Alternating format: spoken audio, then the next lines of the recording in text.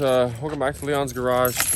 Today, we're gonna see if this E46 right here will start. Name of the game. This thing, I think I pulled it here and for like 2, maybe 3 months, did not start it, did not do anything. Usually I'm pretty good at least starting it like once every 2 weeks or a month, but yeah, she was daily driven, so I was like, you know, it's fine for the starting for a little bit, but I'm curious to see how it sounds, how she runs, and yeah, so let's as you can tell, I didn't do anything. There is protein shakes everywhere, vacuum needed.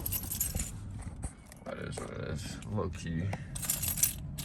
All right, so mission, we're gonna pop this.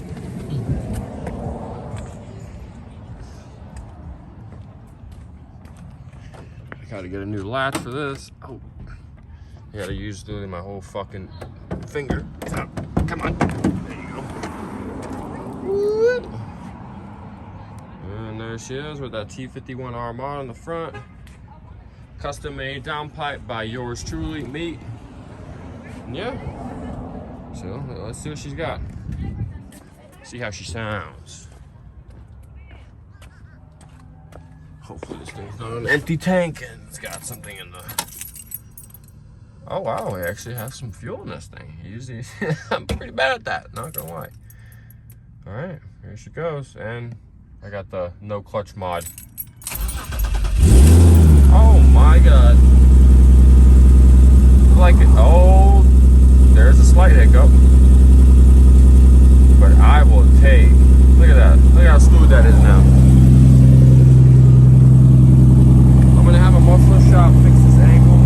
I actually had at one point right here. Oh, it was so nice. Right at that where it's like cut out a little bit. Yeah. She sounds pretty healthy. Like I said, this thing has not been started in probably 3 months. I need a new pipe bag. That looks so bad, but it works.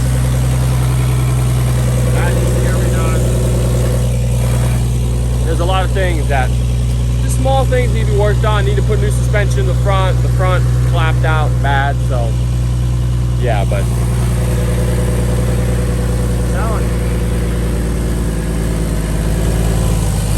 coming down. She's always had a little like interesting time catching idle when it's like cold at first, and then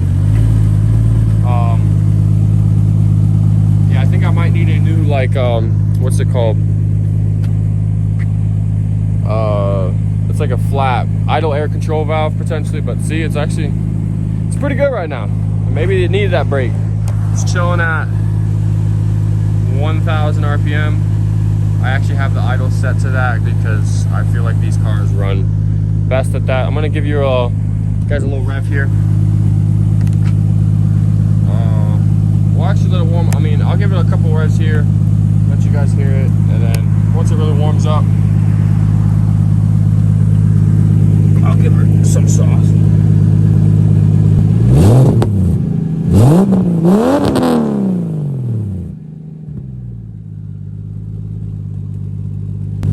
Sound mint. Now we're gonna let warm up just up, probably to get to like 100, 120 Fahrenheit, and then I'll give it close to red line. All right, so it's like 60% warmed up. We'll give you some revs to about to red line, maybe hit red line, and then I'll let you hear what this T51R sounds like. You might be able to hear it from back there.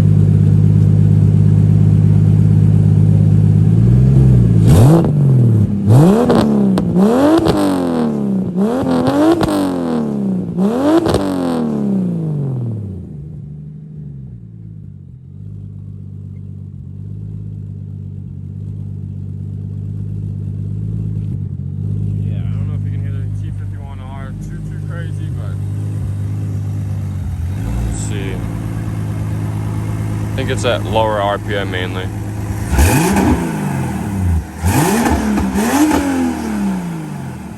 Oh, there goes. So I think I actually have I read up that if you can't really hear it, you can hear it obviously when I drive it, but it has a slight exhaust leak somewhere, so we'll have to find that out. But yeah, like I said, this thing is running great. It's almost at temp, and yeah, We're gonna have to do some work to it to get it back to good and sliding again, but I can't wait for that. So I low-key just thought of this now. I just gave you guys the rundown. Pretty much I just wanted to see if this thing would start. It actually does, runs great. Told you what it really needs: coilovers, new pipe that's not rusted, new bracket for the intercooler pipe, fixed the rear suspension on this, and then I think there's some miscellaneous, but the engine runs great. Oh, and also retune with, I'm gonna go with, I believe, 100-pound injectors. I want between 12 to 15 pounds. That's like the major update. And then I wanted to give you guys, this is gonna be my 2026 plans. And this is the LS project that I actually just built. Took me about 1 year to get it to this point. I started roughly in February, got my CDL. I pretty much worked on it for, I don't know, a week to 2 weeks beforehand. Pretty much got the motor in, and then as I would come home from my break, I would work on it here and there. And then I don't know, about July, I was able to work on it a little bit more, worked on it for about a month, and then it's pretty much at the state we are at now. So everything does run. There is coolant in it, there's oil obviously, serpentine belts, everything, ECU is good. Wiring is a little how you doing, but it's actually not that bad. I do still need to make the main alternator big positive to go to the battery. I'm tempted to go like this and run it, but I also have a friend that does wiring, and I'm gonna see what his opinion on it is, because you'll see the inside is not much better, but everything does work. It's got headers on it, long tube headers. They're actually for this chassis with an LS78 G body, or G body in general. I don't think year specific, and yeah, it is. Sat here for a little bit now, but this is more of a project than this one. I mean, it's pretty much, if you've built cars like this from the ground, like that, I did all the work like myself. Like, I had friends help here and there, but that was just when I needed more than just the 2 hands that I had. So but yeah, everything you see here I did, including, like, you know, the headers. I had to actually make them fit. They didn't quite fit because I didn't know with this mount that you can shift the engine back and forth, because this is my first ever LS. I have never ever swapped an engine in any car in my life, and I decided to choose an LS into a Malibu for my first one, and I honestly think I did pretty good. So I've turboed like 3 or 4 cars now. What was it? Sentra SCR Spec V, Mazda Miata, Nissan 240SX, and boosted E46. So yes, 4. And then now I'm working with the V8s. I've only also ever had one other V8. It was a 99 540i 6-speed 4.4 liter V8. Thing was great. Somehow on the highway got like 28 to 30 miles a gallon. I drove to Georgia with some of my friends and literally only used 1 tank to get there. Absolutely insane. It was pretty like deep up into Georgia, like on the northern side. So pretty happy with that. All of us thought, because it was a V8, because they all helped me out with gas, which was very nice. But it was literally $50 to get up there and $50 to get back. And I guess minimum was gonna be 100. Some of them were like 150, 200. So yeah, it shocked everyone. But up until that, and this is an actual 5.7 LS1, as you can tell, Corvette. It came out of a Corvette engine. It's not just the covers. It's fully aluminum, heads, block and the heads. It was out of a 04 C5 with 58,000 miles on it. And yeah, the only issue I've had is what you're about to find out. And it's low-key pissed me off, because this thing ran great without me even trying it first. And like, I have some videos of it just naturally running and it sounds phenomenal, and then it's doing what I'm about to show you. And actually, it can't do anything because it's got no power. So take this, and I'm wondering if what the problem I have is because of this situation I have here, that I don't really tighten these, because I'm just gonna take them back off. And is it supposed to zap, meaning it has a good connection? Like, that seems awfully loose. So like, comment down below if you know more. So this is my first LS swap, so I do know tightening does have some effect, but I don't know if it can affect like spark, for example, and it's not giving enough spark and this, that, and the third. And I do want to eventually, you'll see, get this key to start the ignition, which is why the wires are like this, because I'm not a wiring guy. I'm a very much a motor guy, transmission, stuff like that. This is just pretty much to unlock the wheel.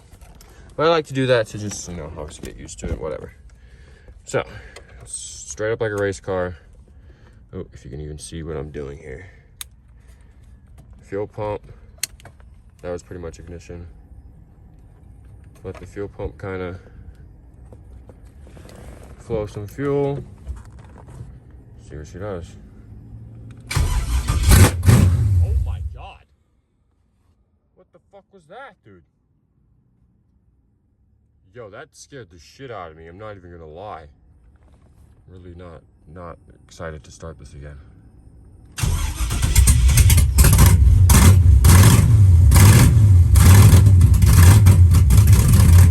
This is me with my foot on the gas.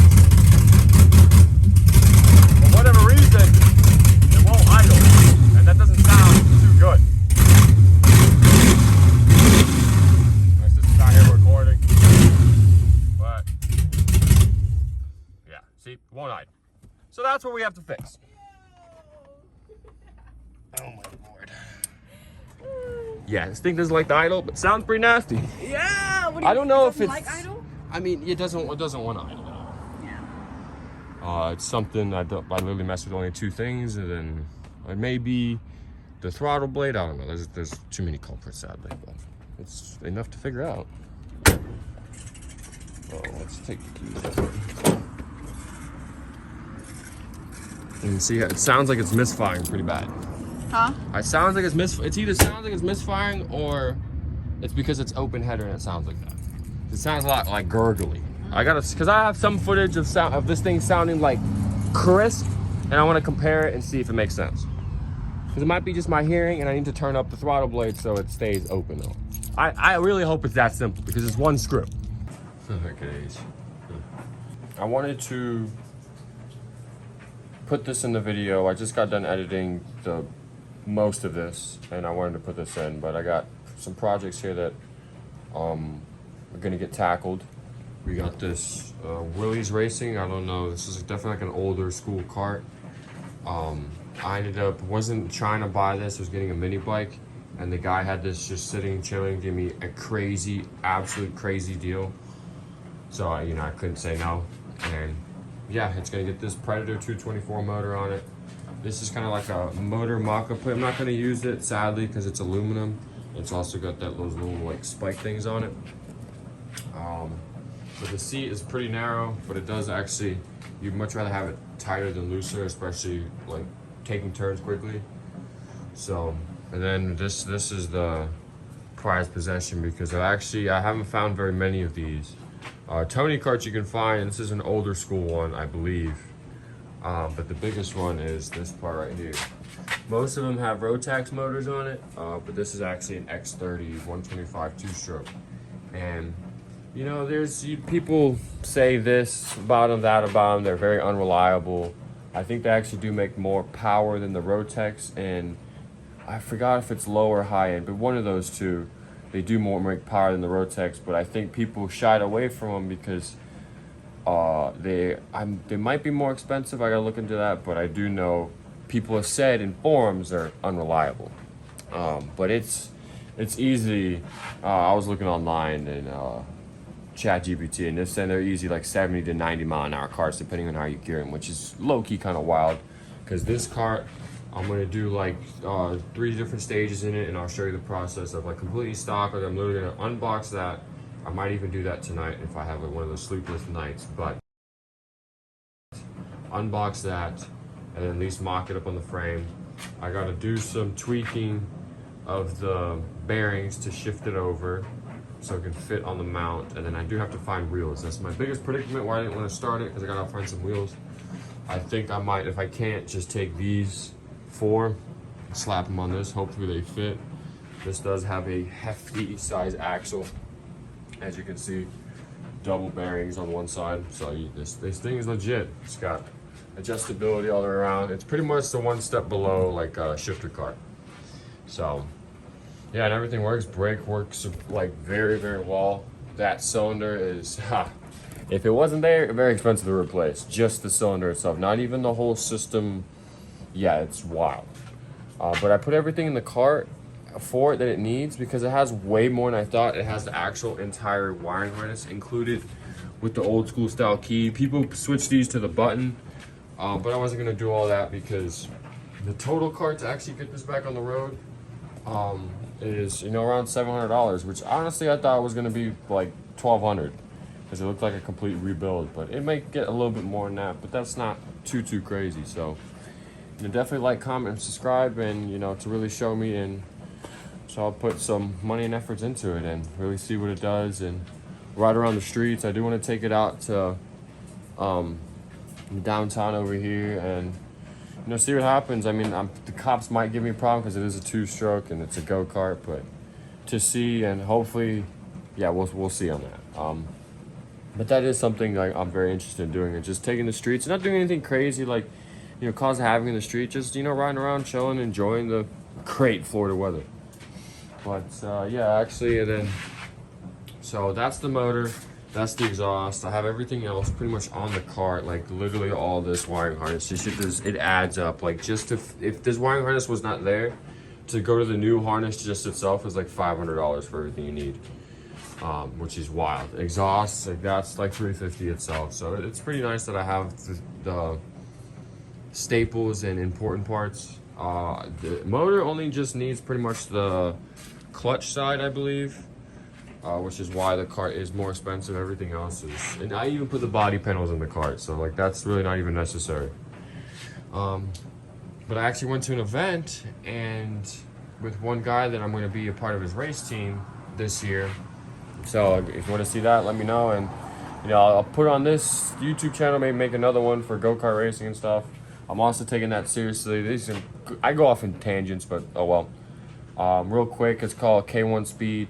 Pretty much, short story of it is, there's 12 leagues, once per month. The top 3 out of each event go to the states, which means everybody in your state. Florida has 7 locations, so there's gonna be 21 people there, and everybody races. Top 3 there go to the nationals.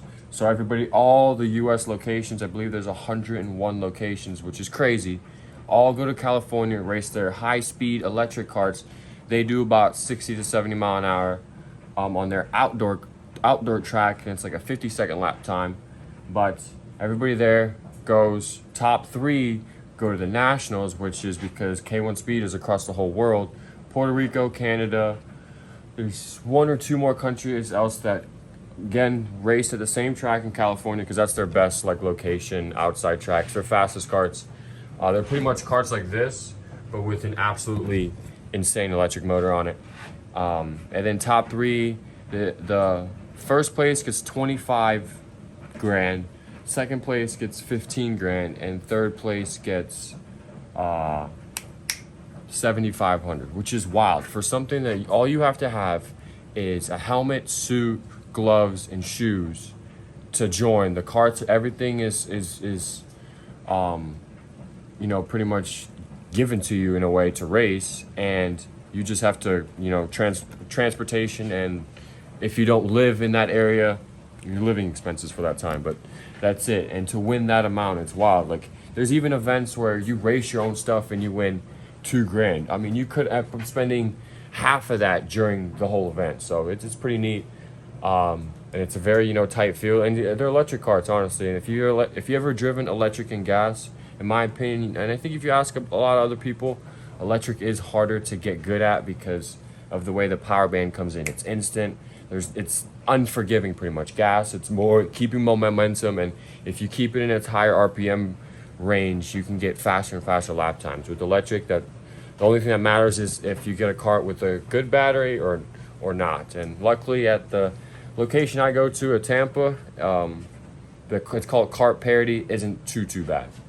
But that's what I'm taking a part of. I just did one in January. I did get 4th place, but hey, it's the start of the year. There's 12 events. We'll see if they all go to each event, because I know what I'm going to do, and I'm going to go to every single event. And yeah, and just go to the event and practice at outdoor tracks, because it is expensive. So I'm just going to go there once. I've have enough pace. I've been going there for like 2 years now to go there, pretty much once a month and have good pace and race with the fast guys. So that's going to be really good. There was a very long tangent, but again, I'm going to keep it in the same video. So, but with that, I went to one of the guys I was racing is the guy I'm going to be part of his race team. He invited me to this event in Palmetto. It's called T4 Kartplex. And they had this massive event. It was the coolest thing. I've never seen like a true go-kart event. And it was like, people came from Germany across the world to this event. And even this one, like people literally came from Germany, Europe, a lot of places. And top prize was like $5,000 or maybe 7,500. So, that just goes to show how K1 Speed is, and it's pretty neat. So anyways, with that, at the end of the event, I didn't know most of the race teams have like pretty much like 50 to hundreds of tires, because they use a lot of them, especially the fast carts. They go through a set in a practice session, like especially the soft compounds. So they like, if it's like 50% used, maybe a little bit less, maybe a little bit more, has more tread, they'll just put it at the side. And he's like, yeah, if you go around there by the dumpsters, you can take all the tires that you see that are good. I was like, you're kidding. They're $280 for 4 of them. And I don't care if they're 20%. Most of these are even like 50%. But yeah, I think I got like anywhere from 25 to 30 tires. I got this stack, and then that box and that other Amazon box is tires. Yeah, there's I think one set of front tires in that one, and I don't know, 2 or 3 sets in that box. It's kind of wild how many tires you can fit. But that's pretty sick, and they're all for these carts. This is a flat track cart, so technically I'm supposed to have bigger tires on one side because they only go left or right. I don't know much about flat track, but I'm not going to use flat track. I'm going to use it as an actual go-kart. And so put like, tires pretty much like this, bigger in the back, smaller in the front. And yeah, just ride out with that. I want to do a top speed test even with this, because normally these I've rarely seen, and if I do, because I am eventually going to sell this, I want to, you've seen the video, to buy and flip stuff, so I want to have fun with them, record, get some footage, and then keep buying and finding carts like this for steals, because that's the only way pretty much it's worth it to flip. Like, you have to get like a really good deal. So yeah, what I want to do is do like a speed test and see if this front end actually makes a difference as far as aerodynamics. Like, do it, and maybe even just do it with the stock, because it's like complete variable is unknown, everything's good. Put and I'll have to have a longer road, which I do have a road for that, and I'll show you. It's a sick ass area. But put this motor stock on it, take the front bumper off, and do like a top speed run, go pretty long, and just really look on the speed and make sure it sorry, I keep sometimes pointing at what I'm looking at instead of me, but get it to its like absolute top speed, like it doesn't go any higher on the RPMs, because it's going to be a clutch.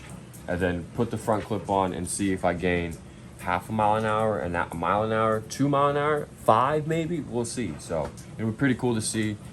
And yeah, I really just start documenting what I do, because like I said, I've been doing this for a long time. I haven't picked up a camera like this, and this is pretty nice, this little tripod or selfie thing, not selfie, vlog style for your phone, because I'm using an iPhone, not a camera. But yeah, so I do appreciate you guys if you really got to the end of the video, because this is going to be the backer side of the video. I appreciate you guys watching. Like the video, it really does help the algorithm to push this out to people,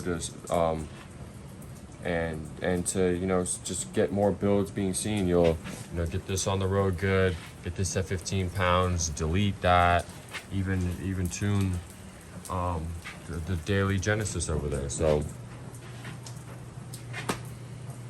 yeah, again, thank you for watching, and I hope you guys enjoyed the video.